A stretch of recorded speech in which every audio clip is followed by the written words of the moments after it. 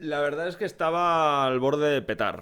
Después de tropecientos millones de entrevistas y aún por encima sumado a que yo soy incapaz de decir que no a una colaboración, por no hablar del proyecto del audiolibro, que es un auténtico agujero de mi tiempo. Pues mi situación anímica, como cabe suponer, estaba empezando a verse bastante afectada. Pero entonces me fui de maniobras 11 días al campo. Buah, qué bonito es. Si es que es mi bebé, siempre lo será. Yo me hice militar por este bicho.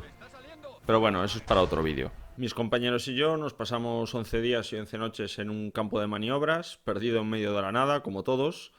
Y a partir ya del segundo día, mi cerebro empezó de nuevo a estar rebosante de ideas, de creatividad, constantemente ocurriéndoseme nuevos proyectos, nuevos conceptos, reflexionando todo el rato. Y claro, como una vez más, gracias al ejército, vuelvo a estar con las baterías cargadas completamente, pues qué mejor pie o qué mejor ocasión de abordar una temática que quería hacer sí o sí y que al final pues la voy a hacer mucho más pronto de lo que yo creía. Pero antes de seguir, ¿te has suscrito al canal? ¿Sí?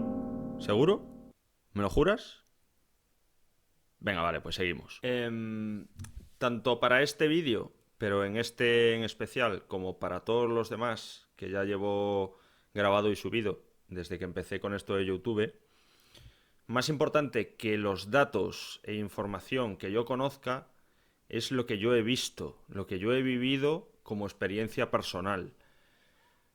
Llevo sirviendo en las Fuerzas Armadas 16 años, hasta el día de hoy, y espero que sean muchos más. No es mucho tiempo si lo comparas pues con un cabo mayor, un brigada o un comandante, pero sí lo suficiente para haber visto mucho, insisto. He estado en dos armas diferentes, que es una cosa bastante poco habitual. Para los que no seáis muy duchos, el ejército de tierra está dividido en especialidades, en ramas, para que nos entendamos. Está infantería, caballería, artillería, etcétera.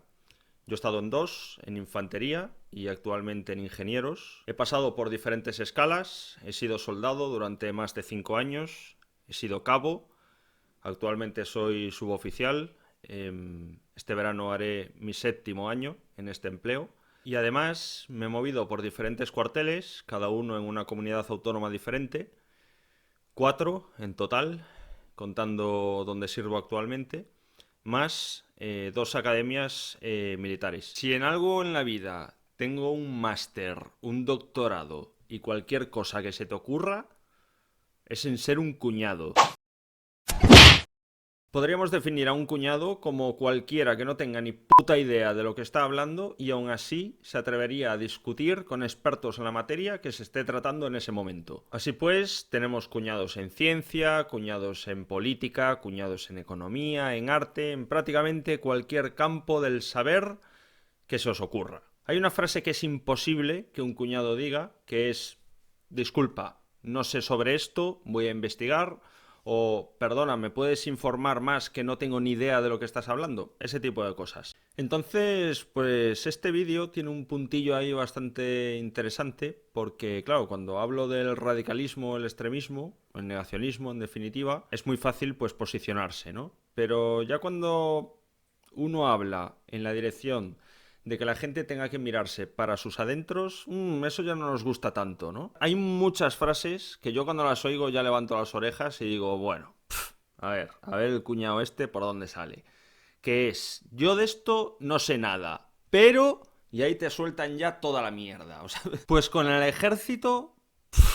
Durante la entrevista con Jordi Évole, en lo referente a la cuestión de las Fuerzas Armadas y las preguntas que él me hizo en esa dirección, yo negué de forma categórica y en base, insisto, a mi propia experiencia, todas sus insinuaciones de que el ejército y las Fuerzas Armadas en general pues vendrían a ser un auténtico reducto y baluarte de extremismo, ¿no? De extrema derecha, de nazis, etc. Obviamente Jordi tenía un sesgo muy brutal con el tema de las Fuerzas Armadas y le daba absolutamente igual lo que yo, que soy una persona pues relativamente experimentada en la materia, le dijese al respecto. Estoy bastante seguro de que él y muchísimos más como él, cuando les viene a la cabeza un cuartel, piensan en esto.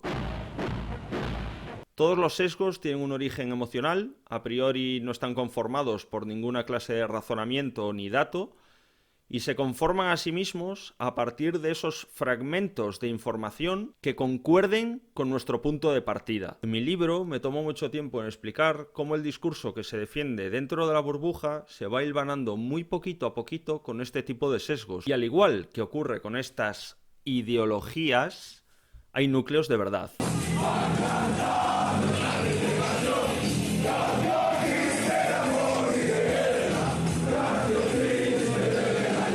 Esto es una puta mierda, pero esto otro también.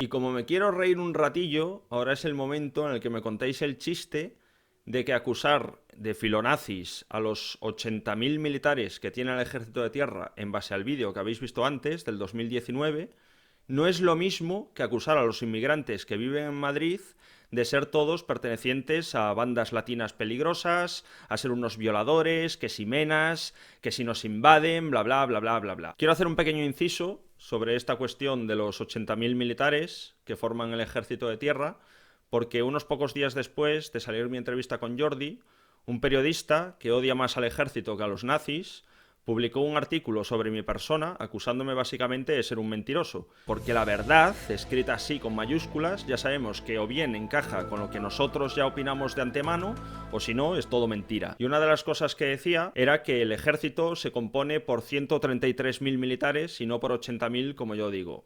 Pues no, hijo mío, la cifra de 133.000 militares y pico se refiere a las Fuerzas Armadas que engloban al Ejército de Tierra, a la Armada y al Ejército del Aire. Pero tú sigue publicando artículos que segurísimo que sabes mucho más que yo. El Ejército no es una secta, el Ejército bebe de la sociedad.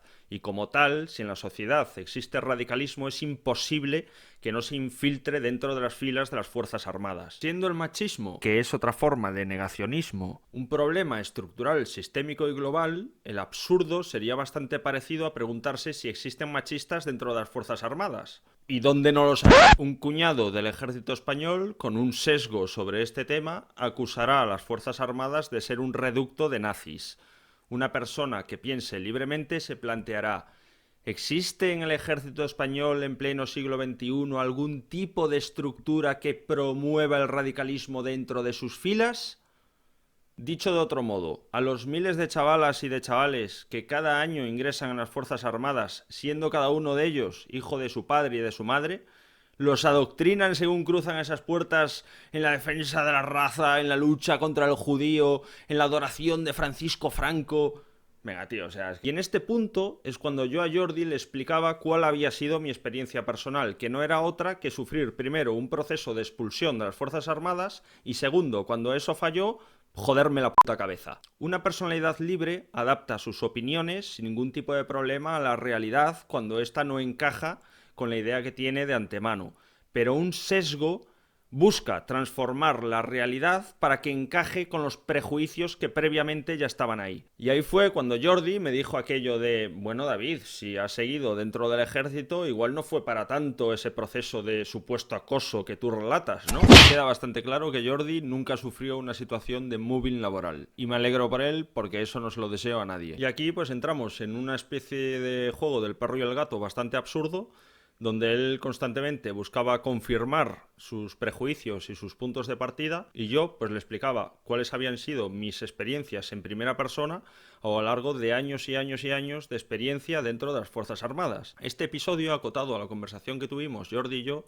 pasa socialmente en nuestro país todos los días cuando se trata la cuestión de las Fuerzas Armadas españolas. Absolutamente igual dan mis años de experiencia, los cuarteles en los que haya estado, las armas en las que haya servido, etcétera, etcétera, etcétera. Si yo no digo que el ejército está lleno de nazis, hay gente que no va a comprar mi discurso. Y en cambio comprarán ciegamente el artículo escrito en un medio digital por un periodista que jamás ha pisado un cuartel en toda su vida, donde dice que esto es un reducto de la extrema derecha. No fueron pocos los exradicales que habían estado en el ejército y que a raíz de ver mi entrevista con Jordi en la televisión me escribieron por Instagram para contarme cuánto se parecían sus vivencias a lo que yo había tenido que comerme dentro de las Fuerzas Armadas. Y es que además no podría ser de otra manera, porque ¿podríais decirme otra institución dependiente del Estado con mayor diversidad étnica, cultural o religiosa? En mi libro hablo de cómo dentro de la burbuja a mí alguna vez se me llegó a acusar de ser desde un perro de la OTAN hasta un mercenario que servía dentro de un ejército multirracial y completamente vendido al sistema. Por otra parte, primero desde el momento en que puse un pie en la Academia de Infantería de Toledo y segundo en el acuartelamiento militar del Goloso en Madrid, no dejaron de lloverme collejas del cielo desde el momento que se sospechó o se supo que tenía algún tipo de vinculación con grupos negacionistas. Y algo he debido hacer bien yo, porque cuando se montó el proceso para expulsarme, se llamó a declarar a todos y cada uno de los compañeros extranjeros que habían tenido algún tipo de contacto conmigo y todos me defendieron. Igual eso se debió a que desde que cruzas las puertas de los cuarteles se te inculcan una serie de valores de los que nunca se habla y que se ignoran para centrarse en 4 pelagatos que no son nada comparados con las decenas de miles de profesionales comprometidos con la defensa de los valores constitucionales. Es la fidelidad a nuestros compañeros con independencia de la jerarquía. Es el cumplimiento del compromiso contraído con la patria y con la institución militar. Supone confianza mutua, respeto, sinceridad, compañerismo, la lealtad siempre recíproca. Es la base de la unidad que caracteriza a la institución militar y de la cohesión entre sus miembros. No tiene mucho sentido que siga con esto porque quien quiera creer que los burros vuelan, estoy seguro que va a encontrar argumentos que respalden una afirmación semejante. En el futuro me gustaría sacar muchos más vídeos con el telón de fondo de las Fuerzas Armadas y mis experiencias en ellas. No volveré a relacionar al ejército con estas cuestiones. Todo aquel que considere que dentro de su interior pueda anidar un pequeño cuñadín, pues del mismo modo que lo hice yo, que encuentre el modo de liberarse de esa pesada carga. Si desde posiciones democráticas no encontráis la forma de defender a nuestras Fuerzas Armadas, a España, su bandera y todos sus símbolos, serán los negacionistas los que incorporen todo esto a su discurso.